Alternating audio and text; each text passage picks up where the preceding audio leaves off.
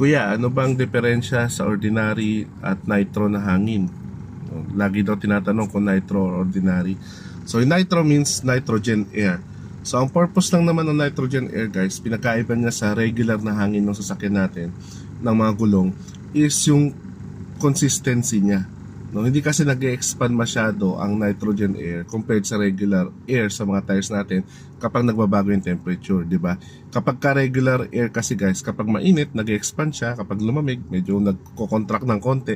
Kaya mapapansin niyo, nagbabago-bago yung tire pressure ng gulong ninyo depende sa weather or kapag ka mainit mismo yung gulong ninyo. Si nitrogen, hindi siya ganon, consistent siya.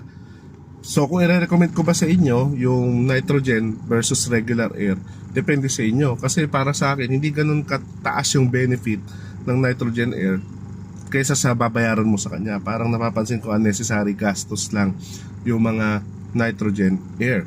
So kung regular ka naman nag-check ng air pressure ng sasakyan mo, ng gulong mo, much better, okay na rin yung regular air ka na lang para hindi ka na magkaroon ng added gastos sa sasakyan mo.